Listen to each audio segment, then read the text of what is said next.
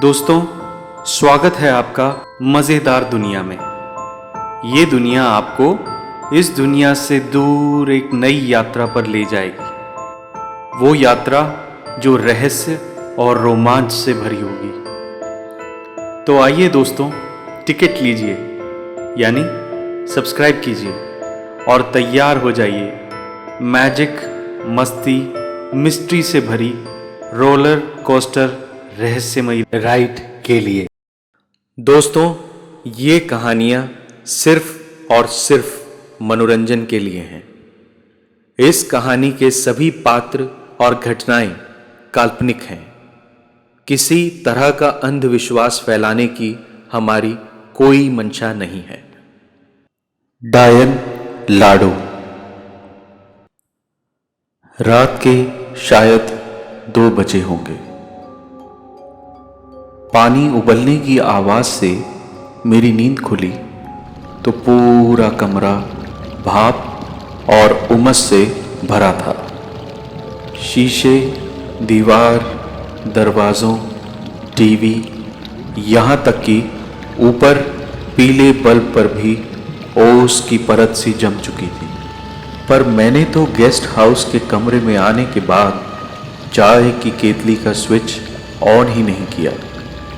फिर ये अपने आप कैसे ऑन हो गया? पसीने से लथपथ मैं उठी। हड़बड़ाहट में भागकर मैंने केटल का स्विच किसी तरह बंद करने की कोशिश की, पर वो बुरी तरह तप रहा था। मैं कुछ कर पाऊं इससे पहले ही एक तेज स्पार्क हुआ और कमरे की बिजली चली गई। इसके साथ ही मैं घबराहट में जमीन पर गिर पड़ी थी। एक तो नींद, ऊपर से भाप से भरा कमरा, शॉर्ट सर्किट और घुप अंधेरा। समझ नहीं आ रहा था कि क्या करूं। तभी मेरे कमरे का दरवाजा किसी सूखे पत्ते की तरह फड़फड़ाने लगा।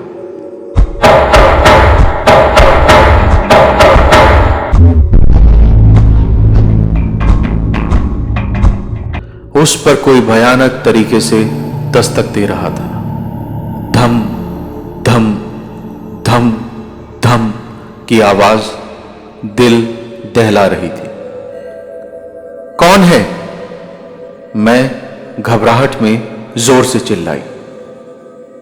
कोई जवाब नहीं, बल्कि एक तेज हवा का झोंका मेरे चारों तरफ घूमकर गुजर गया।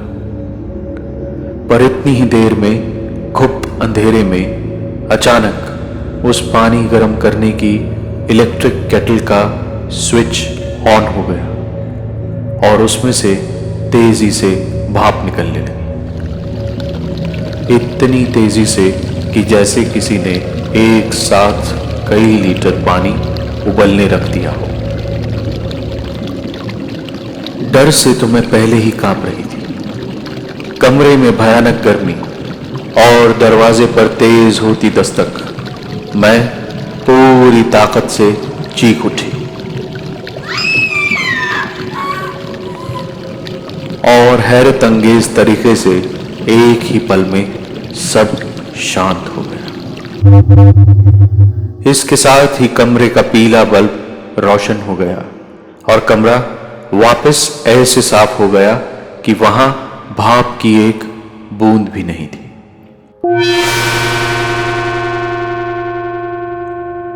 मैंने थोड़ा होश संभाला और भागकर कमरे का दरवाजा खोल दिया। मैं सोच रही थी कि मैं रिसेप्शन पर जाकर इस बात की शिकायत करूं और रात के लिए किसी और कमरे में शिफ्ट हो जाऊं और सुबह होते ही ये होटल छोड़ दिया जाए। मैं तीर की तरह दरवाजे से बाहर निकलकर होटल के लंबे गलियारे में आ गई। मेरे कमरे का नंबर था कमरा नंबर 99। मैंने रिसेप्शन की तरफ दौड़ लगा दी। हांफती हुई मैं दौड़ ही रही थी कि सामने एक काली सी छाया देखकर मैं ठिठक कर रुक गई। वो छाया एक ही जगह रुकी हुई हवा में तैर रही थी। मैंने ध्यान से देखा तो वो एक छोटी बच्ची की तरह लग रही थी। एक नन्ही सी छोटी सी बच्ची, जमीन से लगभग 3 फीट ऊपर हवा में तैरते तैरते अचानक एक झटके से वो मुड़ी और अपने दोनों हाथ फैलाकर मुझे अपनी ओर बुलाने लगी। मैं बुरी तरह घबराई हुई थी, पर वो बच्ची बहुत ही खूबसूरत लग रही थी, बिल्कुल एक छोटे से नन्हे फरिश्ते की तरह। ना चाहते हुए भी मैं उसकी ओर बढ़ती जा रही थी, जैसे कि उसने मुझे पूरी तरह से सम्मोहित कर लिया था। कदम दर कदम मैं उसकी ओर खींची चली जा रही थी। अजीब सा माहौल था। रात के 2:15 बजे का वक्त। कमरे में भाप का अपने आप बनना शुरू हो जाना, बिजली गुल हो जाने के बाद भी केतली का बटन खुद ब खुद ऑन हो जाना, और अब यहां इस गलियारे में इस बच्ची का हवा में तैरते हुए मुझे अपनी ओर बुलाना और मेरा इस तरह उसकी ओर खिंचा चला जाना, जैसे कि मैं अपने साथ गुजरे वाक़े को भूल सी चुकी थी। मेरा पूरा वजूद उस नन्ही सी परी की ओर खिंचा चला जा रहा था। उसी पल एक बार फिर बिजली गुल हो गई। अंधेरे में गलियारे में बनी खिड़कियों से छन कर आती चांद की रोशनी से जमीन पर खिड़कियों के चमकते निशान से बन रहे थे। कोई आवाज नहीं, एकदम गहरा खून जमा देने वाला सन्नाटा। इसी एक पल में मैंने देखा कि उस बच्ची का वो काला साया फक सफेद हो चुका था। उस साये ने अपने दोनों हाथ हवा में उठाए और उसी पल हर कमरे से निकल कर पानी गर्म करने की सारी केतलियां हवा में ऊपर नीचे तैरने लगी। उसने एक ताली बजाई और हर केतली खुद ब खुद ऑन हो गई और पूरे गलियारे में हर केतली से निकल कर भाप बनने लगी। हैरानी की बात है कि हर कमरे का दरवाजे का नंबर 99 हो चुका था, पर केतलियों से निकलती ये भाप कोई आम भाप नहीं थी। अलादीन के जादुई चिराग से निकलते धुएं की तरह हर केतली से खुद ब खुद निकलता धुआं एक तरह की शक्ल इख्तियार कर रहा था।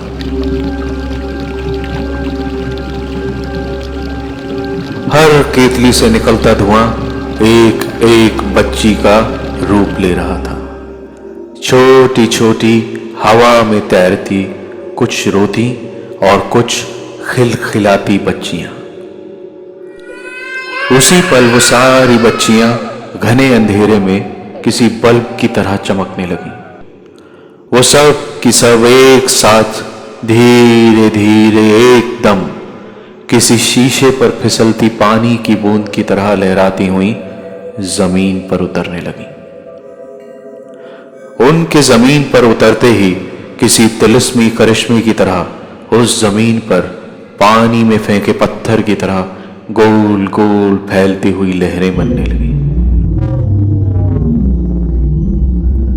जमीन किसी रुके हुए पानी के तालाब में तब्दील हो रही थी और उन चमकती बच्चियों के साथ मैं धीरे धीरे पीले हरे काई जमे पानी में उतर रही थी। बहुत ही सहजता से कुछ 3-4 मिनट में मैं उसी बदबूदार तालाब के नीचे उतर आई थी। उन चमकती बच्चियों से निकलती रोशनी में मैं तालाब के नीचे की दम घोंट देने वाली दुनिया को देख पा रही थी। धीरे धीरे उन सब ने मुझे दाएं बाएं धकेलना शुरू किया। और वहां जो दिख रहा था वो शायद इस दुनिया का सबसे घिनौना दृश्य था। वहां गर्भपात के दौरान गर्भ से निकाल निकाल कर फेंके हुए छोटी छोटी बच्चियों की लाशें तैर रही थी। कुछ बेकार खून सने कपड़ों में, कुछ पॉलीथिन की थैलियों में, और कुछ ऐसे ही। मेरे गले से भयानक चीख निकली जो पानी में किसी को सुनाई नहीं दी होगी। कुछ के साथ तो परेशान दुखी माओं की लिखी चिट्ठियां और छोटे छोटे खिलौने भी तैर रहे थे। ये दृश्य तो बाहर हवा में देखकर भी किसी का दम घुट जाता, और मैं तो इस तिलिस्मी पानी के अंदर डूबी हुई उन चमकती बच्चियों के साथ यहां वहां धकेली जा रही थी। सांस न ले पाने के कारण मुझे मेरी नसें फटती महसूस हो रही थी। शायद मेरी जिंदगी की आखिरी घड़ी आ चुकी थी, या शायद नहीं। उन चमकती बच्चियों ने मुझे बालों से खींचकर वापस ऊपर निकाला, और बाहर निकलते ही गहरी सांसें खींचती हुई मैं वापस उसी गलियारे की जमीन पर पड़ी थी। चांद की रोशनी खिड़कियों से छनकर अभी भी गलियारे की जमीन पर तैर रही थी। मेरा दिल किसी धोंकनी की तरह धड़क रहा था। थोड़ी सी हवा मिलने से फेफड़ों को आराम मिला, पर शायद ये आराम पल भर के लिए ही था। एक और बुरे सपने की तरह मैं बर्फ से ठंडे फर्श पर पड़ी ठिठुर रही थी। होने को तो ये वो गलियारा ही था, पर इसकी शक्ल एकदम बदल चुकी थी। वो खौफनाक तिलिस्मी अंधेरा गलियारा एक मुर्दा घर में तब्दील हो चुका था। चारों ओर नसों को जमा देने वाली कहर की ठंड थी, और किसी अस्पताल के मॉर्ग यानी मुर्दा घर की तरह चारों ओर स्टील की मुर्दे रखने वाली ड्रॉर्स यानी दराजें थी। वो चमकती बच्चियां मुझे उठाकर उस कमरे की छत के पास ले गईं, और एक एक करके सारी दराजें जो किसी न किसी मुर्दे से भरी थी वो खुलने और बंद होने लगी। पर उन दराजों में जिनकी लाशें थीं, उन्हें इस हाल में देखने से पहले शायद मैं 1000 मौत मर जाती तो बेहतर था। हर दराज में मेरे परिवार का कोई, या मेरा कोई बहुत करीबी दोस्त, मेरे पति, बच्चे, मां, बाप मौत की नींद में सोए हुए थे। इस तरह के जहनी दर्द से मैं अंदर बाहर से कांप गई थी। वो दराजें थी कि थमने का नाम ही नहीं ले रही थी। धम धम धड़ाम धड़ाम, उफ! मैं चीख उठी। बंद करो, रोको ये सब। मैं पागल हो जाऊंगी। इससे बेहतर तो मुझे खत्म कर दो।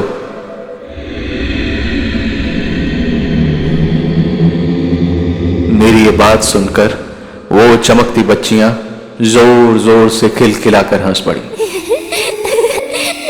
इसके साथ ही वो सारी दराजें वापस बंद हो गई। ये सब अभी पल भर के लिए भी नहीं थमा था कि एक बार फिर किसी तूफान की तरह सारी दराजें खुल गईं। पर इस बार लाशें बदल चुकी थी। ऊपर वाला किसी दुश्मन को भी यह मंजर ना दिखाए, पर हर दराज में एक ही जैसे दिखने वाली लाश थी, और वो सब लाशें और किसी की नहीं पर मेरी ही थी। ठंड से बर्फ की तरह मेरे वजूद को शायद अभी तक मेरे तड़पते दिल की गर्मी ने होश में रखा होगा, पर अब शायद वो भी काफी नहीं थी। मैंने अपने होश खो दिए।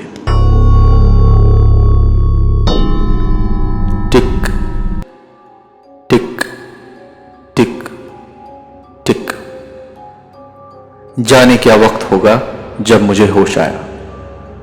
मैं वापस अपने कमरे में बिस्तर पर बेसुध पड़ी थी।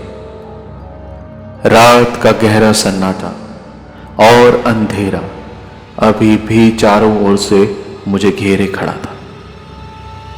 इसी के साथ अमावस के काले आसमान में दमकते तारों की तरह वो छोटी बच्चियां चारों ओर से हवा में यहां वहां तैरती मुझे घूर रही थी। क्यों डॉक्टर नजमा, कैसी हो? कैसा लगा कुछ पल हमारी जिंदगी जीकर? तुम मुझे कैसे जानती हो बेटी? बेटी? बेटी नहीं, बेटियां। वो बेटियां जिन्हें तुम चंद रुपयों के लिए मांस की बोटियां समझकर पेट में ही मारती आई हो, वो भी अपनी बेटियों का पेट पालने के लिए। क्यों गायनेकोलॉजिस्ट डॉक्टर नजमा, ऐसे ही हमारी लावारिस लाशें पानी में फेंकवा देती हो, जमीन में दफना देती हो। हम तड़पती हैं, चिल्लाती हैं, पर पानी में डूबी तुम्हारी चीखों की तरह हमारी सुनने वाला कोई नहीं होता। कई बार तो शौहर के या सास ससुर के जोर देने पर लड़की पैदा करने की सजा लड़की और उसकी मां दोनों को दी जाती है।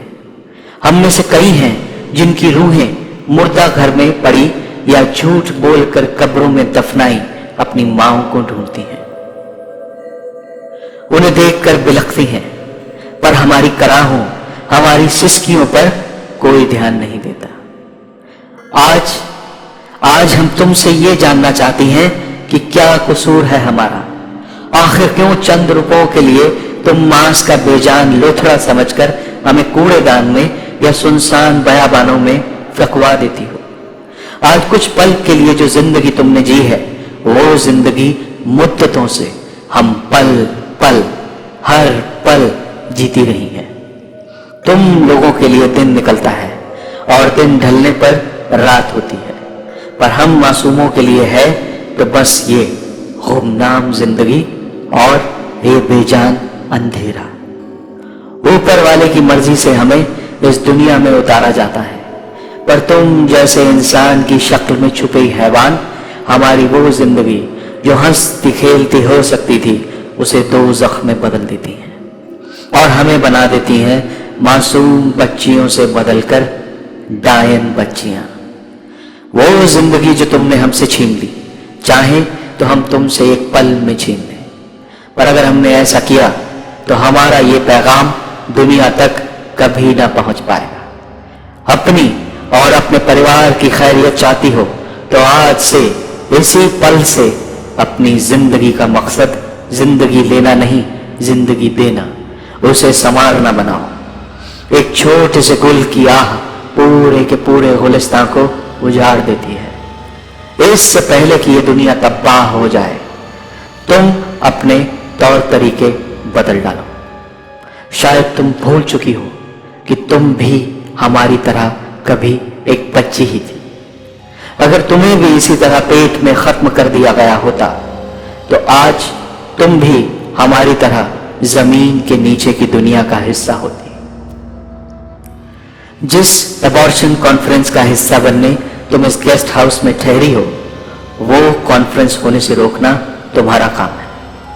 खूनी हो तुम, और तुम्हारे इस जुर्म की यही सजा है कि तुम पूरी दुनिया में हमारा ये पैगाम घर घर पहुंचाओ, ताकि कोई भी बच्ची अपनी जिंदगी जीने से पहले डायन लाडो ना बन जाए।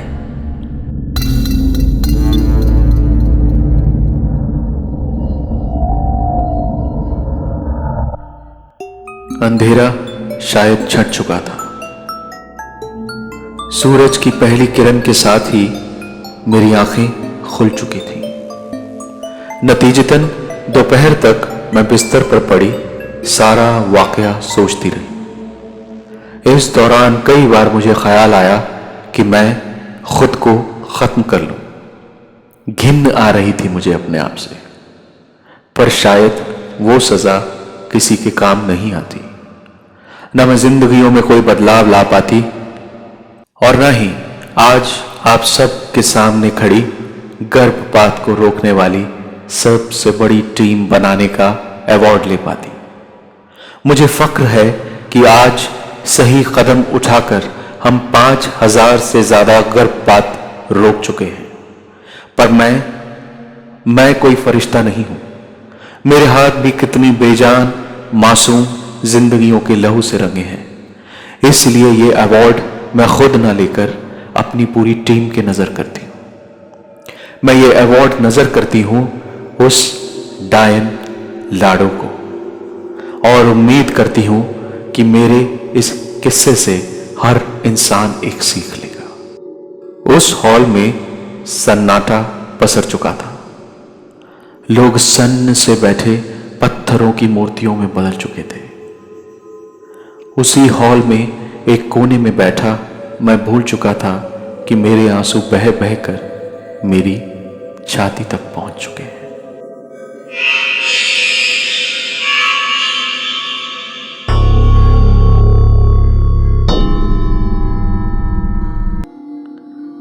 दोस्तों, उम्मीद करता हूं कि आपको मज़ा आया होगा।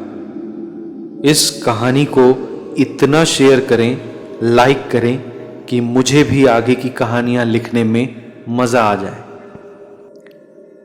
अगली कहानी का टिकट खरीदिए, लाइक कीजिए, शेयर कीजिए और सब्सक्राइब कीजिए।